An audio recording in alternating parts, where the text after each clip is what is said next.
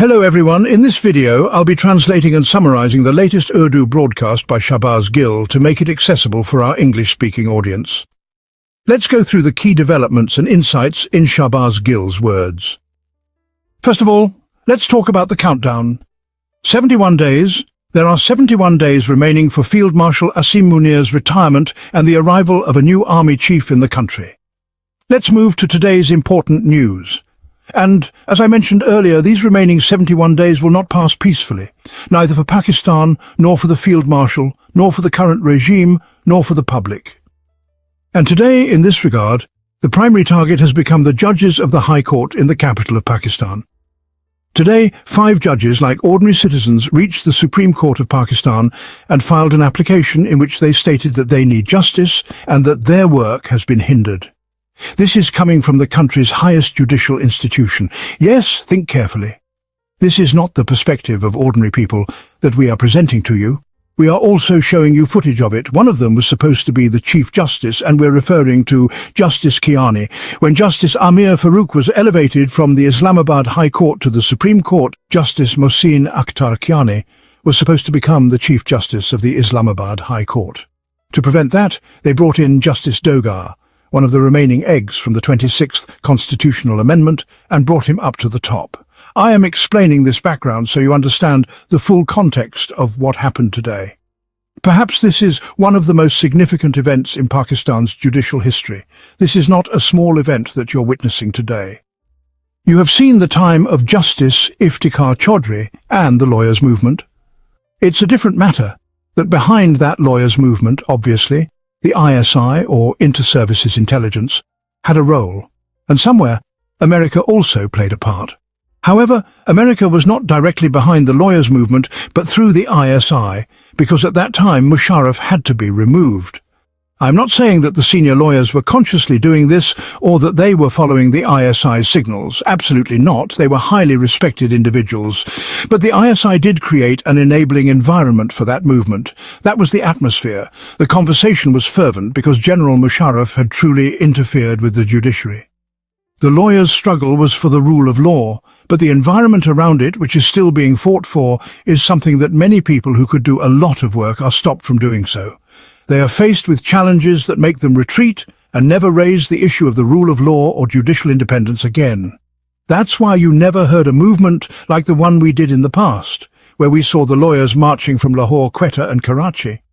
There was live coverage on television all day. But today, as you know, if the ISI or the army chief doesn't want it, even Imran Khan's name can't be mentioned on TV. Today, from defense analysts to everyone else, only their chosen people are brought in. Every word is controlled. The last 78 years have mostly passed like this. We just didn't notice it. Previously, pressure wasn't applied as intensely, and things got done easily. Because at that time, no political leader like Imran Khan existed. Any leader who came would be caught, tortured and detained, and after a few months or a year, they would give up. Zulfikar Ali Bhutto was executed. Look at Nawaz Sharif's story. Before that, Benazir Bhutto also left the country, presumably after negotiations, even while she was in detention. I'm talking about before she became Prime Minister. Then when she returned, we all know the circumstances she returned under. After that, there was a constant back and forth. Sometimes Benazir was abroad, and sometimes Nawaz Sharif was abroad out of power. You know all that. Twice when the military properly overthrew the government. Once when Zia-ul-Haq did it, and later when Pervez Musharraf imposed martial law. You know how Nawaz Sharif was made to deal with and eventually go abroad. This is almost the same situation. Though the throne hasn't been directly toppled the way it was overturned, you can see it now. And for the first time, a Prime Minister has stood firm. Because he stood firm, the enabling political environment has been created. But the other enabling environment, in which the media also has to play its part, is still struggling. It's not that they are not trying.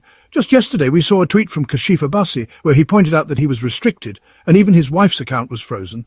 As you all know, these days everyone's accounts are being blocked. Ours too, and our relatives' accounts. This has been happening for years, but now it's reaching others as well.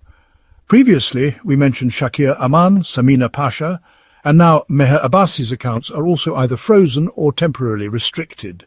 These actions are obviously illegal. They didn't happen under any law. Kashif Abbasi's tweet was also a reminder of this, and the media is trying, but the environment is so tight, the pressure so high, that there's no room to breathe. For example, one of your heroes, a dear friend of mine, used to visit me around 11 p.m, and we would sit together until 5 a.m. At that time, his boss, who was in trouble from the military, would seek help. I would say that you all like him a lot, and now his situation is such that he's so cautious that he can't even respond to my messages or talk to me on the phone. He sends messages through a third person, and he is so frightened of the current circumstances that he doesn't even send hello or Eid Mubarak on WhatsApp. I told you how close we were. We used to sit from 11 p.m. until 5 a.m, and I had to go to the office by 9 a.m. But today, journalism is going through a difficult time. The first piece of news I'm presenting to you is from the Islamabad High Court. Today, the 5 judges who went to the Supreme Court presented their application. They stated almost 10 or 11 points, the most important being that administrative powers have now overshadowed judicial powers, and the process of weakening the judiciary is ongoing.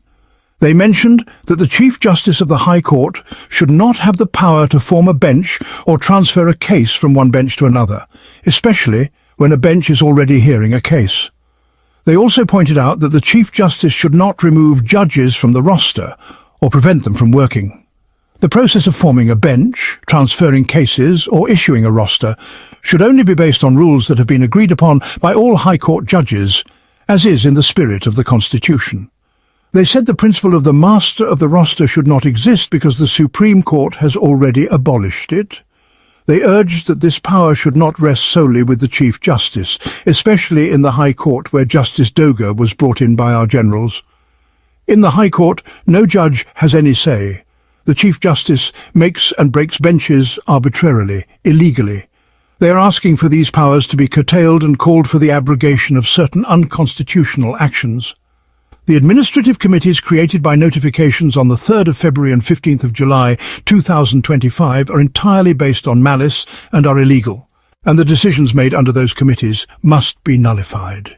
They further pointed out that the procedural rules for the Islamabad High Court were created by an illegal administrative committee without the court's approval and are therefore unconstitutional. The High Court cannot issue a writ under Article 199 of the Constitution against its own laws.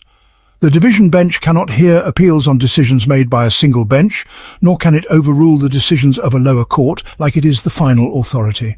They also added that the Islamabad High Court must ensure oversight of the district judiciary in Islamabad and strengthen it as an institution, especially in handling Imran Khan's cases. All these actions are being controlled according to personal interests, and not the rule of law. And the final point they made was that judges of the High Court can only be removed under Article 209 of the Constitution. The scope of removing a judge is clearly defined in the Constitution, and Justice Doga cannot remove them, as he is the Chief Justice of Islamabad High Court. But as you all know, Justice Jahangiri was removed. But first, let me tell you that these High Court judges, there is even a female judge among them, such as Justice Babar Sattar, Justice Zahir Jahangiri, Justice Mohsin Kiayani, and other distinguished judges, are not actually there for their own personal cases. They have gone to the Supreme Court of Pakistan because they stand for justice and for the rule of law. They are actually there because they are not able to deliver justice to the people of Pakistan. If they too, along with Field Marshal Asim Munir and his colleagues, decide to follow the same course, then they would not have gone to the Supreme Court today. Justice Mohsin Akhtar Kiayani, who would have been the Chief Justice of Islamabad High Court and a very strong judge in this system, would have had everything according to his directions. But these judges are not there for personal gain. They have not come to get their son promoted, or to acquire 2,000 units of electricity, or to take a bigger car, or for any personal benefit. They have gone there because they are not being allowed to perform their duties honestly in court. They are not being allowed to provide justice as per the Constitution and law. So fundamentally, these 5 judges have gone to fight for your and my rights, not for their own. They are not concerned with their own issues, as is the case with other judges like Justice Suman Rafiq, who is hearing cases as per instructions from Chaudhry Sahib. These 5 judges are fighting for the dignity of the judiciary, and we must stand in full support of them. Lawyers should also support them. I'm not talking about the lawyers who have already gained benefits from their chambers. I'm referring to those who want to stand for their conscience. This is the moment for them to act. This is the time for you to say lawyers are alive and stand with the judiciary, stand with these 5 judges because they are fighting for the respect of the judiciary. But if you ask me, in the Supreme Court, if Justice Aminuddin or Justice Mandukail are there, how can they provide justice? They are already lying low. I've told you before that when you throw stones at a devil, it doesn't affect him, but he strikes you in return. So I don't see the Supreme Court doing much, but these people have stood up and are fighting. Because when Justice Tariq Jahangiri was asked, there are rumours in the capital that the option of resignation is still under consideration, he replied, there is no truth to this. The option of resignation is out of the question. We will fight. Now observe, all 5 of these judges are standing firm. Another interesting incident occurred when Justice Mohsin Akhtar Kiayani was asked, did you draw inspiration from Justice Qazi Faiz Isa? Remember, he also used to go to the Supreme Court with his petitions.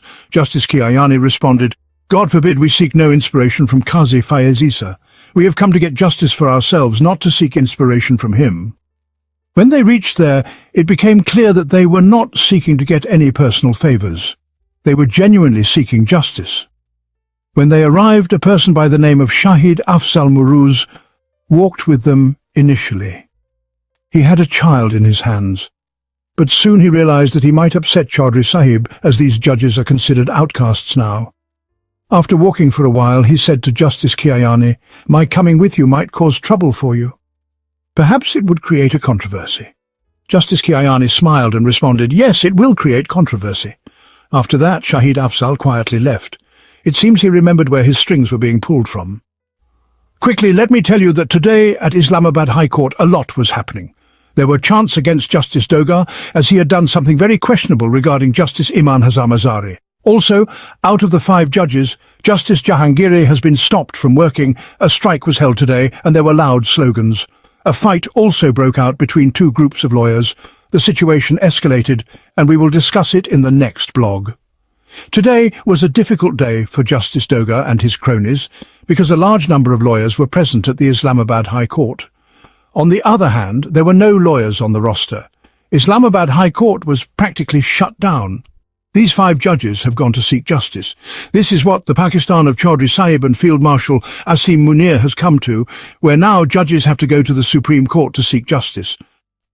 And as I told you, I would conclude by saying that this war should be fought, whether they win or lose. Not every war is fought to win. Sometimes you already know the outcome, yet you fight anyway. This battle must be fought. But if you and the lawyers stand up and a large number of lawyers reach the Supreme Court to support these judges, then the game could change. That wraps up our translation of Shahbaz Gill's video. I hope this English version helped you understand his message better. Please like, share and subscribe to Awami Lens to help our community grow. Don't forget to leave a comment below and let me know what you thought of this effort.